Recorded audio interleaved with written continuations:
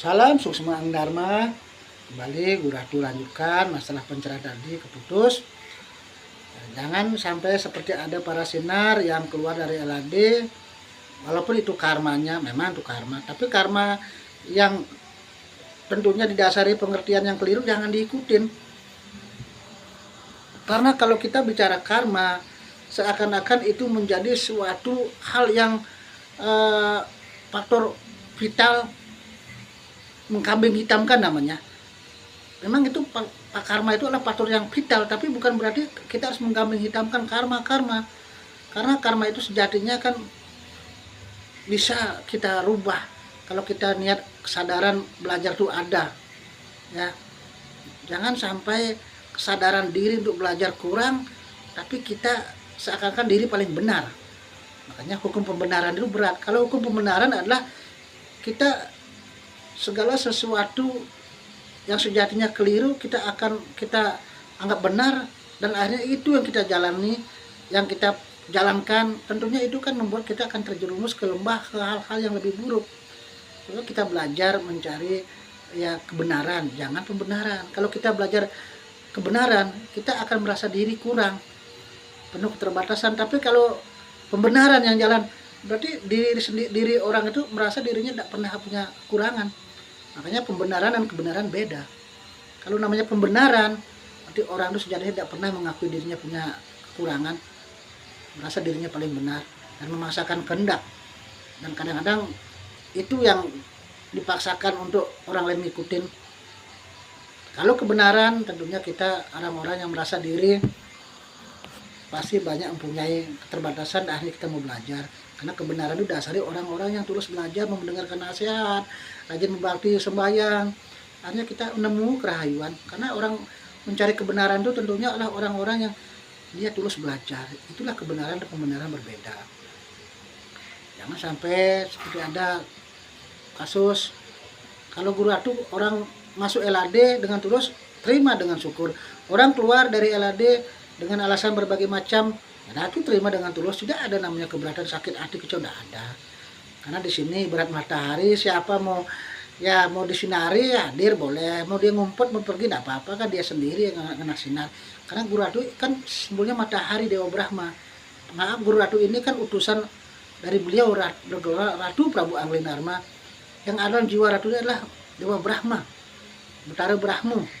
Makanya dalam spiritual, dalam jiwa Ratu ini adalah yang adalah Betara Brahma, Dewa Brahma, simbolnya api. Makanya kalau ada orang mencoba-coba panas, ya bahaya. Kalau Guru Ratu selama ini tidak pernah ya dalam artian memakai ilmu Guru Ratu, tidak pernah sampai detik ini Guru Ratu tidak pernah memakai ilmu Ratu untuk hal-hal negatif.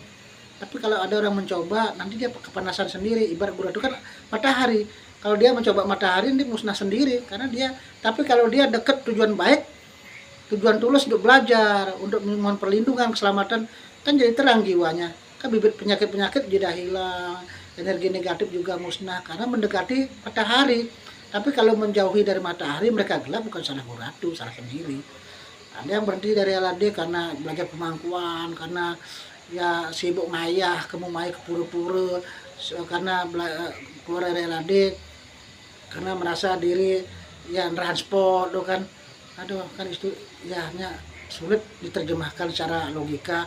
Ya kan ajaran spiritual di sini kan mengajarkan kalian untuk lebih dekat sama Tuhan.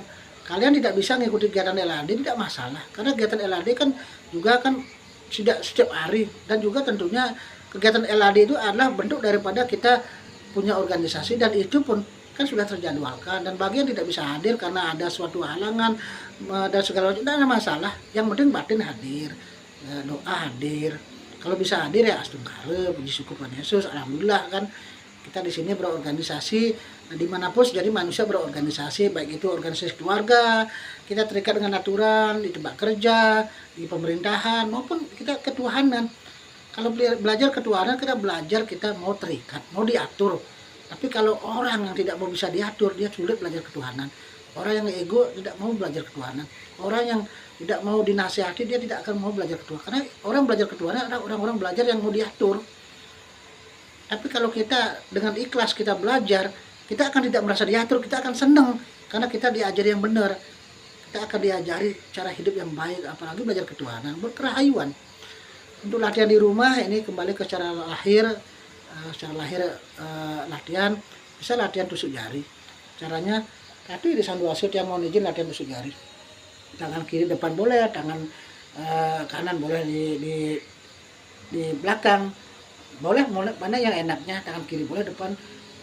Tujuannya latihan tusuk jari inilah artinya mengumpamikan bahwa yang ditusuk ini adalah kita, yang nusuk ini musuh. Nanti arahkanlah yang nusuk ini, anggap musuh ini kalian ini dharma, ini adharma, adalah simbolik bahwa ada kekuatan dharma dan adharma. Anggap orang itu nusuk kita, nusuk dalam artian secara fisik maupun nusuk secara niskala. Nanti dia akan ke samping, akan otomatis dia di sini di rumah semua boleh latihan ya. Bayangkan dengan jiwa marah boleh, dengan niat jahat boleh, nanti dia akan ke samping. Setelah dia ke samping, matur suksma ratu di sanduase. Ya, agama Hindu dan Islam, terima kasih untuk matur suksma ya Allah, agama Kristen matur suksma Tuhan Yesus. Gitu latihannya. Ya latihan di rumah, latihan tusuk jari. Silakan latihan. Kalau latihan tusuk jari ini tujuannya untuk meyakinkan kalian biar punya kesadaran dan keyakinan, nama kepercayaan diri bahwa kalian akan ditusuk. Orang ditusuk dalam artian bukan selalu dipisau, bisa dengan fitnah, bisa dengan kita secara niskalu diserang secara goib, teluh santet, hipnotis, atau mungkin secara fisik dipukul, dia akan mental. Silakan di rumah. Boleh dengan siapa pasangan, ada istri atau anak, tapi dengan syarat mereka itu anggap aja musuh. Dia suruh nusuk tangan kita, nanti dia ke samping. Akhirnya kesadaran itu adalah pemulihan daripada kita yakin bahwa kekuatan Tuhan itu tidak terbatas ruang, dimensi dimanapun. Orang di alam sana aja ada Tuhan, ada kekuatan beliau kok. Apalagi di alam nyata ini kita masih nyata-nyata merasakan kekuatan beliau. Ada panas, ada matahari, ada padat, ada angin, air, ya segala macam disyukuri. Ini latihan di rumah, latihan tusuk jari. Caranya itulah ratu di sanduase yang mau izin latihan tusuk jari. Bayangkan ini musuh, ini dia ke samping. Nah, ini latihannya luar biasa juga untuk mengusir energi negatif juga dalam tubuh. Rahayu, para sinar, para sami, hidup jaya merdeka rahayu.